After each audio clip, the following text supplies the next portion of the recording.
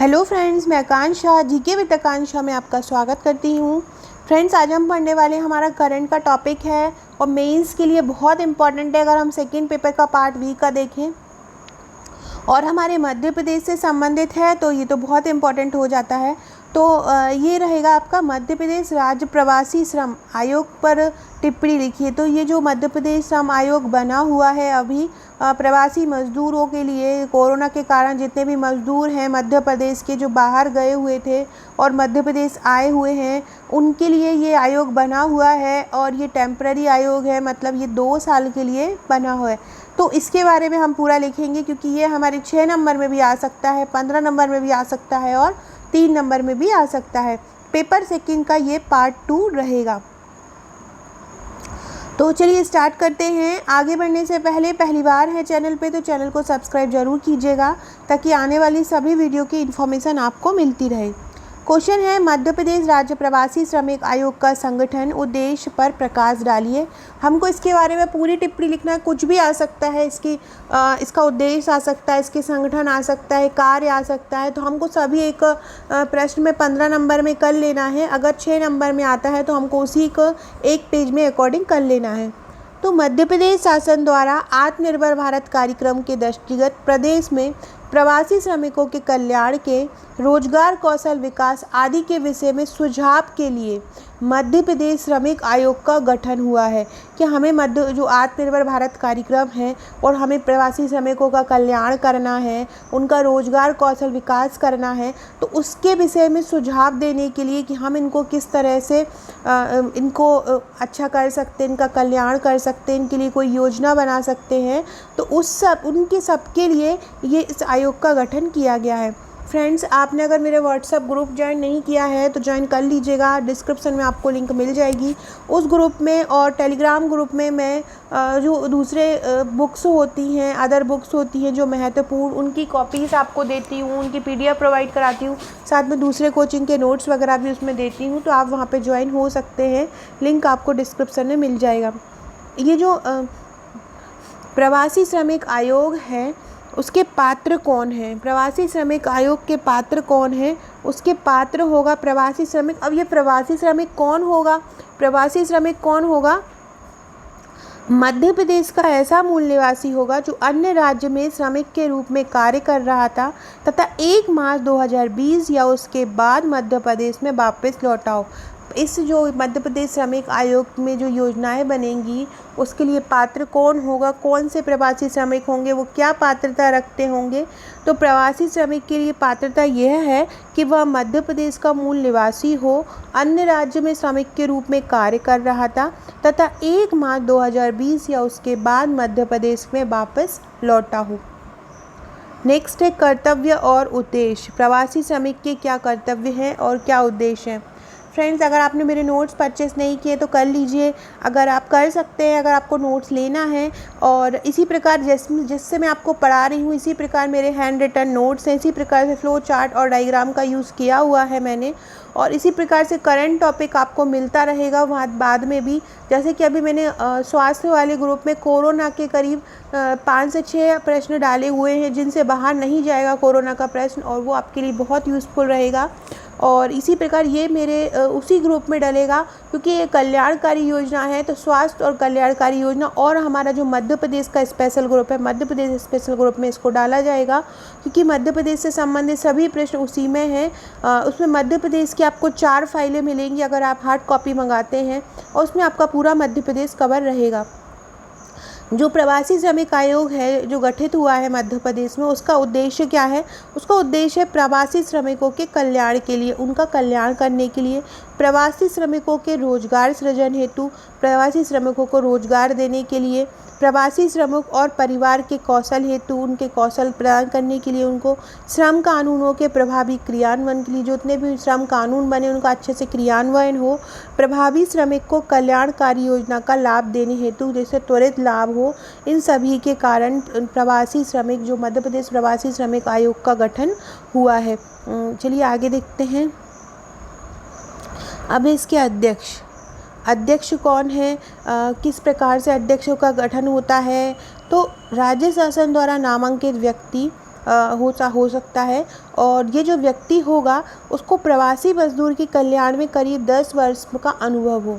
मतलब अध्यक्ष जो होगा वो राज्य शासन द्वारा नामांकित व्यक्ति तो होगा ही, और उस नामांकित व्यक्ति को प्रवासी मजदूर के कल्याण में लगभग 10 वर्ष का अनुभव हो।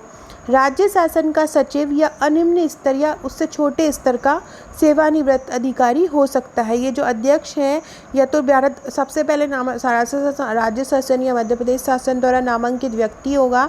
इसको प्रवासी मजदूर के कल्याण में 10 वर्ष का अनुभव हो, और राज्य शासन का सचिव या अनिम्न स्तर का सेवानिवृत्त अधिकारी ये हो सकता है। ये सदस्य जो होगा वो क्या होगा, तो राज्य शासन द्वारा नामांकित 2 सदस्य होंगे जो राज्य शासन द्वारा नामांकित रहेंगे। प्रवासी मजदूर के कल्याण क्षेत्र में न्यूनतम 5 वर्षों का अनुभव हो, और इनको प्रवासी मजदूरों के कल्याण के क्षेत्र में 5 वर्ष का अनुभव होना चाहिए। तो राज्य शासन द्वारा नामांकित 2 सदस्य होंगे।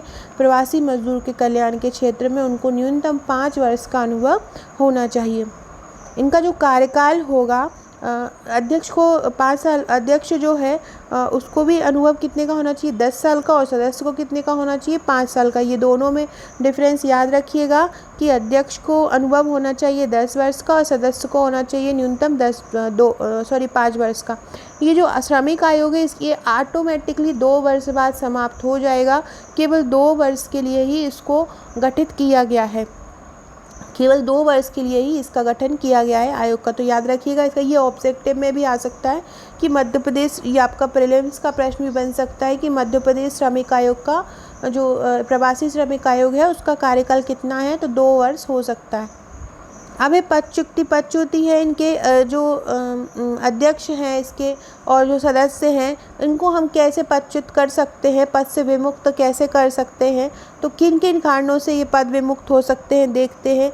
जैसे कि वह दिवालिया हो गया हो, किसी अपराध के लिए उनको दोष सिद्ध ठहराया हो, विकृत चित्त हो गया, उसका पागल हो गया हो, मतलब अगर वो कोई कार्य करने से इनकार कर देता हो, असमर्थ हो और काम करने में, और वह खुद त्यागपत्र दे देता हो, राज्य शासन के दृष्टिगत उसका पद लोकहित में रहा हो। राज्य शासन को ऐसा लगता है कि यह इसका पद, ये कुछ ऐसा व्यक्ति है जिससे इसका पद लोकहित में नहीं हो सकता, तो वह इसको अब उसके पद से विमुक्त कर सकता है। तो इस प्रकार ये जो शर्तें हैं वो उसके अध्यक्ष और सदस्यों के लिए होंगी कि दिवालिया हो गया हो, किसी अपराध के लिए उसको दोष सिद्ध कर दिया हो, विकृत चित्त हो गया हो। ये चित्त फ्रेंड्स ऐसा लिख लीजिएगा, चित्त, विकृत चित्त हो गया हो, कार्य करने से इनकार कर देता हो, असमर्थ होता हो, त्याग पद दे देता हो, राज्य शासन के दृष्टिगत उसका पद लोकहित में ना हो। फ्रेंड्स, अगर आपने मेरे MPPSC मेंस का मैं सॉल्व पेपर डेली एक वीडियो लाती हूँ यूट्यूब में, आप वो मैंने उसकी प्लेलिस्ट भी बना दी, आप वहाँ देख सकते हैं। सॉल्व पेपर बहुत ज़्यादा इंपॉर्टेंट है। अगर आप सॉल्व पेपर कर लेते हैं तो आपका 70% पेपर सॉल्व हो जाता है, आपकी तैयारी हो जाती है। उन पूरे पेपर्स को आप 5-6 साल के सॉल्व अगर कर लेते हैं तो आप ज़रूर कीजिएगा और उसको ज़रूर देखिएगा। और वहाँ पे भी पूरा हैंड रिटन नोट्स है मेरा, और आप अगर मेरे नोट्स लेते हैं तो आपको वो सॉल्व पेपर भी पूरा उन्हीं के साथ मिलेगा विद सिलेबस वाइज।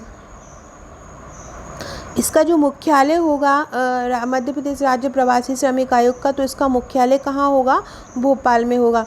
प्रतिवेदन मतलब होता है रिपोर्ट।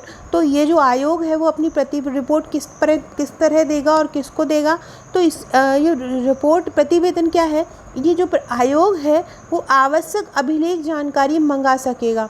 मतलब ये राज्य शासन से जो आवश्यक जानकारी है वो मंगा सकेगा।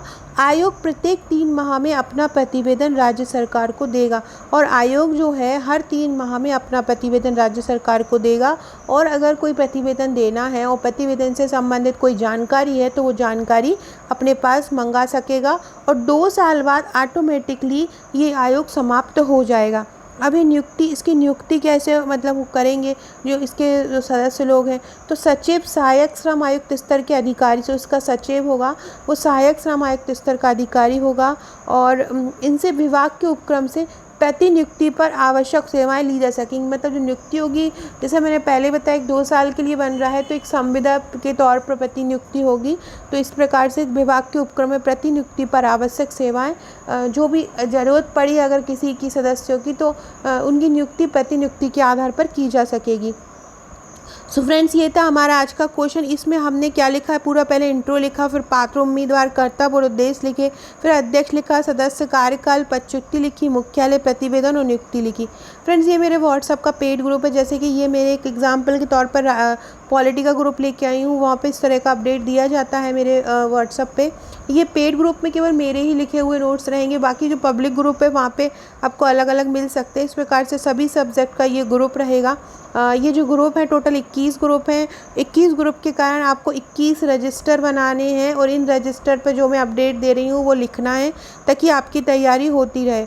ये मेरे सॉफ्ट कॉपी की प्राइस है फ्रेंड्स, 5200 रुपये। आप ये परचेज़ कर सकते हैं।